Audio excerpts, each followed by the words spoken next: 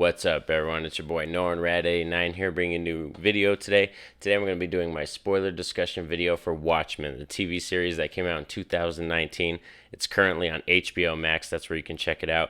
I know I'm late to the party, but I finally got around to checking it out. So this is an official spoiler warning as well. We're going to be talking in depth about some of the plot lines, the characters, and all the things I liked about the show and things I disliked and stuff like that.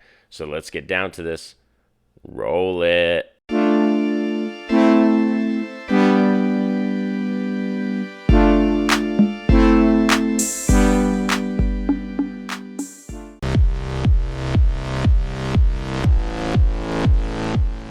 So Watchmen is a 2019 TV series based on the 1986 graphic novel Watchmen, done by Alan Moore and Dave Gibbons. This TV show is created by Damon Lindelof, which is the guy who did Lost. If you don't know him, that's what he's known for. And that's kind of one of the main reasons I was a little hesitant on really jumping into this show right off the bat when it first came out a couple years ago, is because I'm not a huge fan of Lost. I actually think that show's very overrated. So when I found out he was the name attached to this project and he was the main creator, I was a little nervous about jumping on board because I'm a huge fan of the Watchmen graphic novel, and I also do like the Zack Snyder film version, even though he changed some things. I am a fan of that one too. So when I found out about Damon Lindelof being attached to this project, I was just a little hesitant, but I finally got up the nerve to dive into this show. So let me tell you about some of the things I really did enjoy about it, and we'll start with the characters. So we definitely have a great ensemble cast like Jeremy Irons, Regina King, Tim Blake Nelson, and Don Johnson. There's a great cast of seasoned actors and actresses in this show that are able to bring these characters to life and everything, and they really introduce some new characters to this universe. You know, like Regina King plays Sister Night, Tim Blake Nelson plays Looking Glass. These are new characters in this Watchmen universe that haven't been talked about or introduced before. So it's really cool to see just new areas and new realms to kind of tackle, because when that comic came out back in the day, it wasn't really designed to grow or to be more, or to have more stuff in the universe. So we're finally getting some more stuff, and they definitely are some interesting characters in this show for sure. Also, the storyline. I really do enjoy the storyline of this. You know, it takes place mainly set in Tulsa, Oklahoma, but following a storyline of a police precinct that's able to wear masks like vigilantes to protect their identities from criminals and stuff like that. And like, it's really cool to see that kind of thing and see it play out in our world, how it would be played out. It's really cool to see that. Like I said, this show's very realistic and political heavy, so it leans on like very realistic things to build the world and make it more three-dimensional, and that's what's really cool. Like I said, it's an alternate history storytelling, so it takes place in our world, but it's, you know, different people. Like Robert Redford's the president in this, is in the TV show, so it's like things like that are pretty crazy. Like it's actually Robert Redford and stuff like that. So it's kind of funny, like stuff that plays out in the show. But yeah, the cops, like Regina King plays Sister Night, and yeah, she has a costume, she has a full design. Tim Blake Nelson plays Looking Glass, who's one of my favorites. I really enjoyed his character, and like I said, they're a police force that's able to dress up, and they're the kind of main characters, the special task force that Don Johnson leads. He's like the chief of police. And their main villains in the show, the main antagonist, is the 7th Cavalry, which is kind of like the second coming of the Ku Klux Klan, I would say, but they wear Rorschach masks, so that's what they wear on their faces and all that kind of stuff. And they're responsible for really the reason why the cops are able to wear these masks, is because they show flashbacks in one of the episodes, and it goes back to the White Night, which is a night where the 7th Cavalry members, they found out the identities and the locations and homes of a bunch of police officers, and they went out and like systematically attacked all these police at their houses on the same night. So it was kind of like this bloody massacre. Only a couple cops survived, so that's the main reason why that was able to happen, and that senator put through the bill that got voted on so that the cops were able to wear masks and stuff like that. The show is definitely deliberately paced very slow. It's a slow burn type of show. It's not something that's action packed, that's going to grab you. Like, don't think there's a bunch of car chases or explosions or fighting. Like, there is awesome violence and fighting in this show, but it definitely is a slow burn. And I would say, like, the first 4 episodes, it really took me a minute to kind of get into it. You know, Damon Lindelof didn't have me in those first 4 episodes.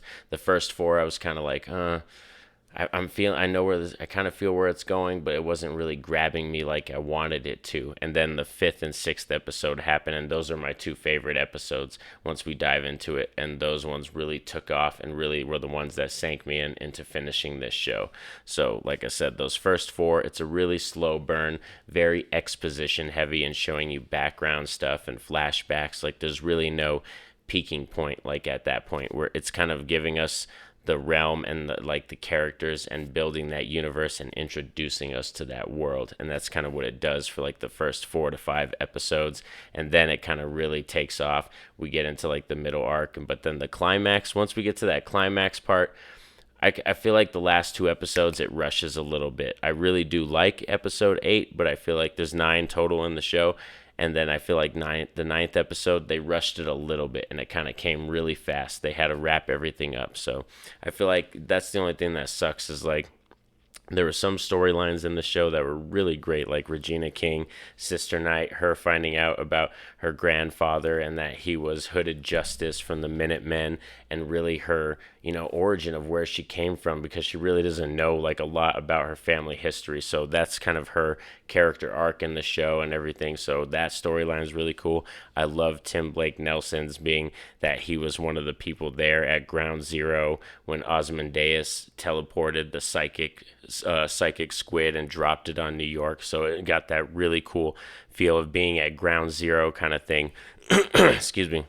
And then you kind of see in episode 5, they show his origin into why he became Looking Glass and how he is the way he is and how he reacts to the world because of that event. So it's a really cool show, like I said, in terms of building certain characters like that. But then there's other storylines as well, like that just don't serve a purpose for me, or I didn't feel like they hit that home spot, that I really wanted.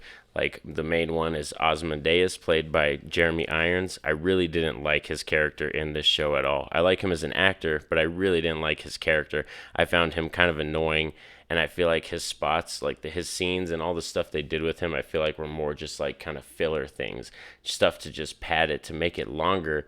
And I really didn't even want to spend time with him or even care about it. I feel like you could have taken him out of the storyline and written something else for the end, because he does come into the end where he helps the protagonist kind of finish off the main villain and kind of save the day. He does come into it and has a point, but I feel like you could have wrote that even differently. You could have changed that ending still, and like I said, pulled him out of it, and it wouldn't even have mattered, I don't think, because his character, like I said, it's more of something that just pulls away from the story. I feel like they also threw him in just to kind of remind us that, oh, you're watching something that is, you remember Watchmen? Like this is that. This is part of that. You know what I mean? Like, so I feel like they just kind of threw him in there and we didn't really need him that much. The music I got to talk about, though. The music is top notch. We got music by Trent Reznor and Atticus Ross. The way they score the episodes and the themes for the different characters, it's like perfect. Like a lot of the scenes, some of them are kind of like not even that great in terms of dialogue. Sometimes it's kind of like boring, dialogue heavy, but the music and the way that it looks and the cinematography really sets the scene and makes it feel more intense or more emotional, even though the dialogue's not as great, at some points like that. And also, I could say, like, the reason I was hesitant, I talked about that before, Damon Lindelof being the creator of this show. That's part of the reason it took me a long time to get around to this show. And you can definitely feel his creativity and his style in this show, because he presents that kind of mystery box aspect where he'll introduce something into an episode and then you won't hear about it or find out about it until episodes later, or sometimes they don't even talk about it. It's not even mentioned ever again. So those kind of things kind of do bother me. Like, I understand mystery and understand hooking in the audience and kind of making you curious and wanting to, but then there's some points where it's like I forgot about it. And then there's other things that they literally just didn't want to tell you, or they dropped it out. So it's like, certain things like that kind of do bother me. And it's like, I feel like sometimes that's either lazy writing or it's just you didn't want to complete it. You know what I mean? So that's why it was kind of, some of the parts in the show, it's like really choppy on where the storyline goes and kind of like the pacing, because it's very deliberately slow, and it gives you certain things that speed it up and you're like, oh, maybe it's going to take off, but then it kind of still goes to that slow burn thing and then tells you about something else, and then we back up. So it's like stuff like that, it could kind of be a little annoying, and you have to really be on for the ride and hooked into these characters. So that's one thing I could say, is it does ask a lot of the audience in terms of wanting to get hooked into it. If you're into mystery stuff and you like, not knowing a lot of things, you're gonna love it, because you're gonna be in for every episode like that. But like I said, the first 4 episodes, I wasn't really hooked yet. It didn't really grab me until episode 5 and episode 6, and then I was like, yes, I'm on for the ride. Let's finish this off. Let's see where it goes. And then I finished it off and everything. So all the other episodes, episode 8 is probably my third favorite one, and that's A God Walks Into a Bar, and that one's really great when we get to see Dr. Manhattan when he meets a certain character, and like, his portrayal and the way he looks in the show. They did a really good job. I think the special effects in the show and everything looks very beautiful, from him to like the locales and all that kind of stuff. It really does look amazing for sure. And definitely in terms of vigilante shows or superhero type shows, this is one of the most creative ones in terms of storytelling style. The way they shoot the scenes, the way they decided to tell the story, and the way things go, and filming and flashing back and doing things like that. It's definitely the most creative in terms of storytelling. And this is a one and done thing. When the creators did this, they only did this one season, and that's all we're going to get. So it's really something that I think they kind of threw all their ambitions in, and they were like, we're going to go balls to the wall, because this is our one chance to do this. We're going to do the sequel. We're going to do one season. We're going to cap it off. So they wanted to kind of squeeze in as much as they could and show us as much as we could and like experience it. But like I said, there's some storylines that I think took away from the main ones that I like. And then there's some things in it that really didn't get talked about a lot. Like the Redfordations is something that pops up in like the first or second episode. You'll hear about that.